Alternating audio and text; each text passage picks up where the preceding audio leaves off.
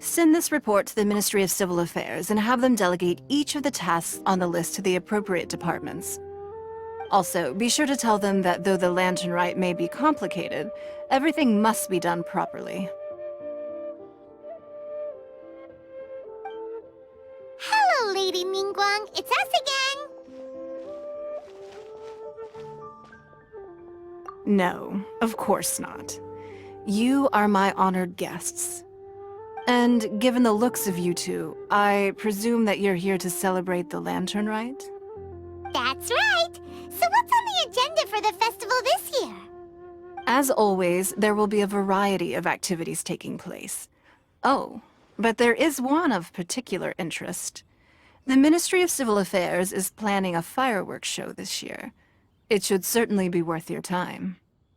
Releasing Mingxiao lanterns has always been at the heart of the lantern rite.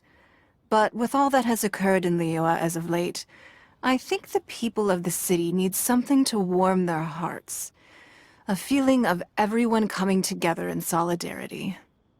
So, I believe that this year calls for a celebration of particular magnificence. Something that would be closer to the hearts of every citizen. We are currently in the process of placing fireworks at various locations all throughout Liyue. We shall choose a timely moment during the festival to set off all the fireworks in unison, allowing the sparkling lights and excitement to resonate with the hearts of the people. Fireworks? But we've already seen fireworks in other places before. Is there something special about the fireworks in Liyue? Fireworks were originally developed alongside many other inventions here in Liyue.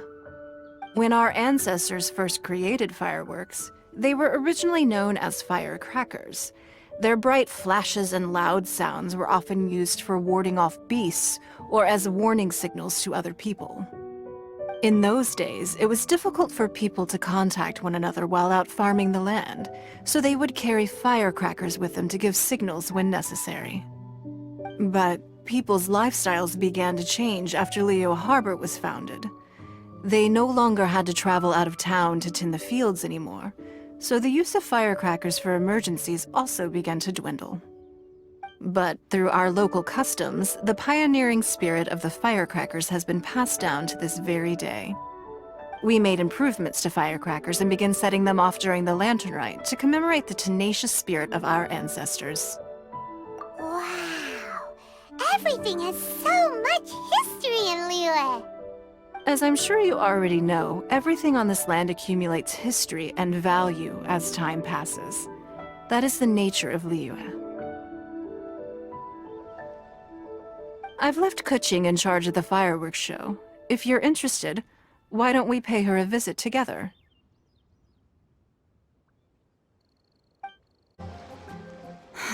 We need to add a few more locations for launching fireworks. The show has to be visible all across Liyue, not just in the city. They celebrate Lantern Rite in Qingce Village too, you know. But, Lady Keqing, what about our budget? The budget is exactly what it's meant to be. It's the necessary amount of funds to properly carry out a task. If you think the current budget will not suffice, then we'll simply have to apply for more funding from the Ministry of Civil Affairs and wait for their approval. Our aim is to organize a memorable lantern rite. The budget is there just to facilitate planning. We mustn't lose sight of our goal. Yes, Lady Keqing. I understand. Good. And please remember, safety first. Oh, it's Ningguang and the Traveler. Good to see you. Are you here for the lantern rite? Your timing couldn't be any better. The preparations are almost complete. I'm reviewing the positioning of the fireworks and double-checking the relevant facilities. It's all in a day's work. Forgive my directness, but if I'm not mistaken, you could just as easily leave these tasks to your subordinates. You've already been working around the clock these past few days. I am sure a break would not be amiss. No, it's fine. Really, I can handle it. Pengyi, please redraft our plans, make a summary report, and send it to the Ministry of Civil Affairs. I'm going into town to check the progress of the fireworks setup. I'll return shortly. As for you, Traveler, you're our esteemed guest. Please take the opportunity to stay in Liyue Harbor and enjoy the festivities. Pengyi, is everything clear? Please remember the tasks I've given you. Yes, Lady Keqing. Don't worry. Good. Ningguang, Traveler, goodbye for now.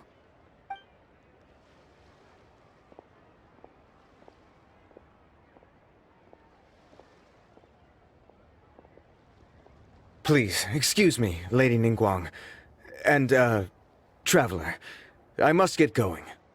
Lady Keqing told me a great deal of information, and I have to write up the plans from scratch again, so time is of the essence. Oh, one moment. I almost forgot. Here, Traveler. This is a launch tube. Lady Keqing said you may be interested, so she had me keep one to give to you.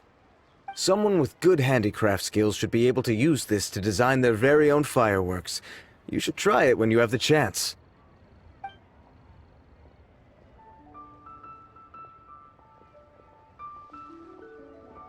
Whew. Paimon couldn't get a single word in just now. Well, more like Paimon didn't dare open her mouth while they were talking, but still. Did you notice it too? Lady Keqing is a lot more outspoken than she used to be. And she seems a whole lot busier too. Wonder why? Ever since the Adepti left Liyue Harbor in the hands of mortals, we Qixing have taken up the responsibility of leading the people. We have taken charge of many vital tasks in various sectors, and we are responsible for planning and organizing all sorts of affairs. That said, being in charge of everything inevitably takes its toll. It's exhausting at times. Jiangzhou was responsible for planning the Lantern Rite in former years, but her father is getting quite old now, so she transferred to another department this year. In the end, the Lantern Rite planning was left to Keqing and myself. I am the head organizer, while Keqing is responsible for the highly anticipated fireworks show. Such an important event should be entrusted to the most qualified candidate. Keqing is disciplined, yet passionate about her work, so she's naturally the best fit for the job. She's definitely disciplined. No doubt about that. Absolutely. She is strict with both herself and others, to the point that she can even become overly involved at times. She's worked several days without a break now. I'm concerned about the effects it may have in the long run. Finding balance is an essential concept in Liyue culture. I've tried talking to her, but you know how she is. She uses her wit to talk circles around anyone. Traveler, you are quite close to Keqing. Why don't you try talking to her?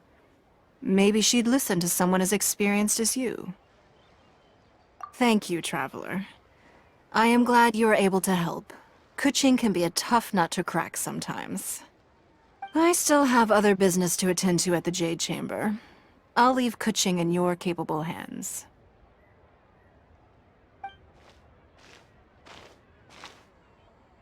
Are you sure you can really persuade Keqing to take a break? Even Ningguang herself couldn't manage to convince her. Besides, before you can persuade someone, you have to at least understand how they feel at the moment. Keqing has been working non-stop without a break. Duh! Come on, everyone knows that. Think harder. How does she feel deep, deep down inside? Or maybe... we can ask a friend! You know, someone more knowledgeable about these things. Huh? Zhang Li? Oh, there's no arguing that. Zhang Li it is then. Paimon thinks he's still a consultant at the Wangsheng Funeral Parlor. Let's go see if he's there.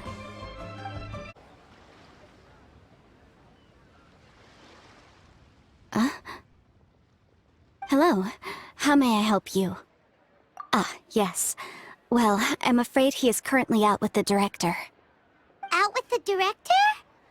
Oh, you mean for work? The director said that they were going for a walk. If you'd prefer, You could go look for them at third round knockout. I've heard the director often goes there to do, promotion.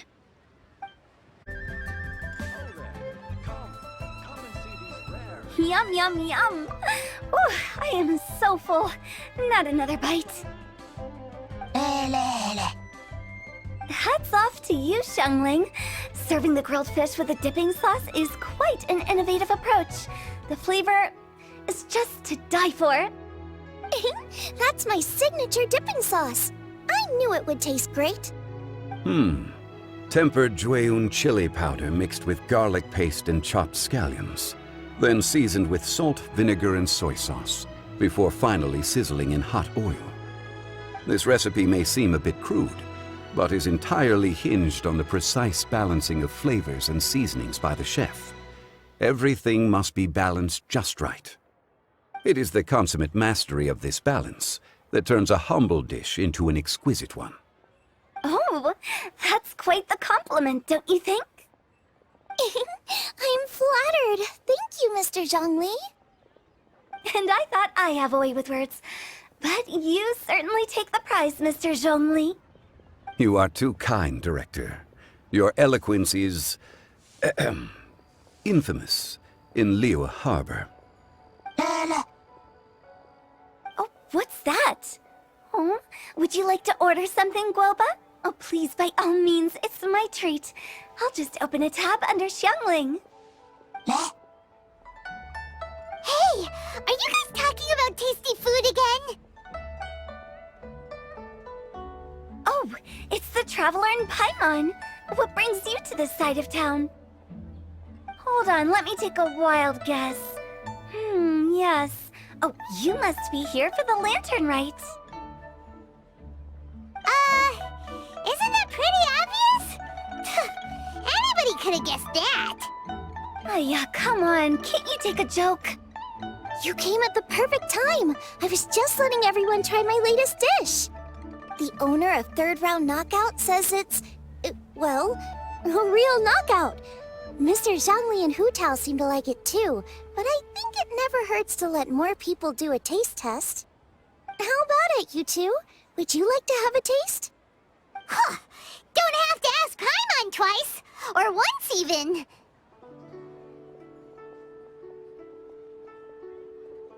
Huh? You mean we're not gonna try any? Oh, fine. Let's get down to business. We meet again, Traveler. I trust your journey is going well? Splendid. Therein lies the value of a journey. So come on, why are you looking for our good consultant? Do enlighten us. And just in case you were wondering, we're on business too. We only tried Xiangling's dish since we just happened to be here. Business? What kind of business would the Wangxiang Funeral Parlor possibly have during a festival? Even during the most joyous of holidays, life still follows its natural course, does it not? Is that really so surprising? But there isn't a need to be alarmed. It's just a nice day today, and I thought we could go for a walk while doing a little promotion for our business.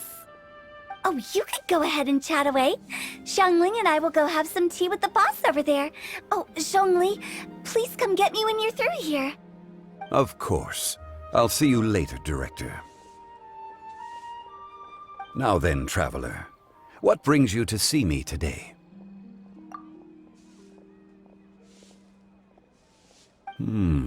Yes. The Yuheng is honest, intelligent, and most diligent.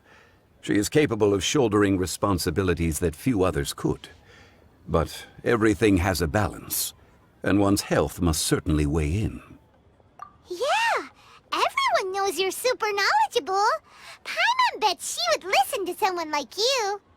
If I were still the mighty Rex Lapis, I might be able to help her see reason.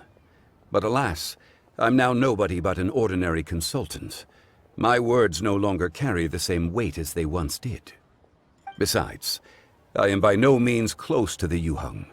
Taking the liberty to lecture her may just as easily produce the opposite of the desired effect. Oh, right! Then what should we do? We could take a more subtle, indirect approach to the matter, such as telling a story that resonates with her, containing your message conveyed within it. Such a story can be achieved by referencing topics from her daily life. The story could prove even more effective if you weave in something about someone close to her. Paimon doesn't really get it. I knew you'd understand what to do. Well done, Traveler. Go collect some source materials for your story. Of course, I can always provide you with my advice, if needed. Once we have formulated the plot, you can tell the story to the Yuheng. You are on amiable terms with the Yuheng, which makes you the natural candidate. Oh, Paimon gets it! So we need to talk with people who know Keqing, right? So who should we start with? Greetings, everyone. I hope I'm not intruding. Huh? Oh! Lady Keqing!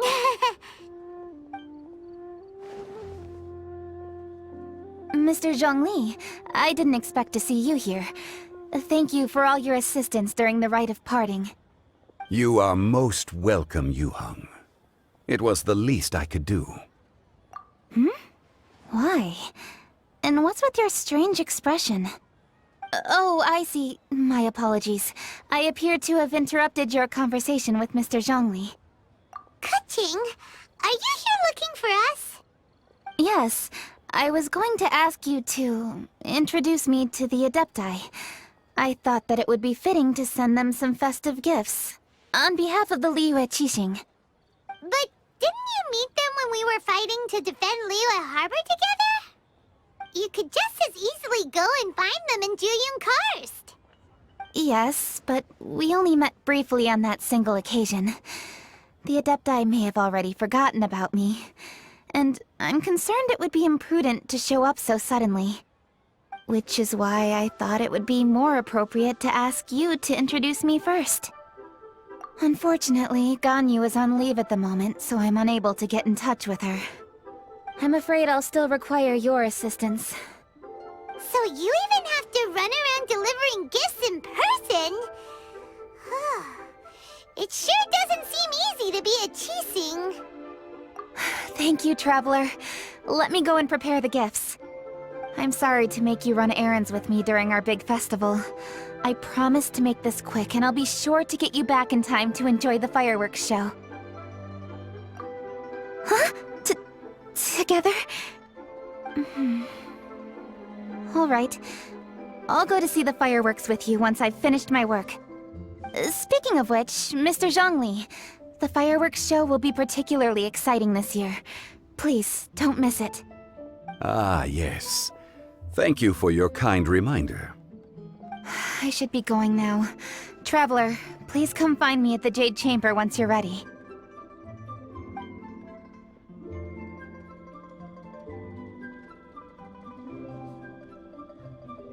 And there she goes.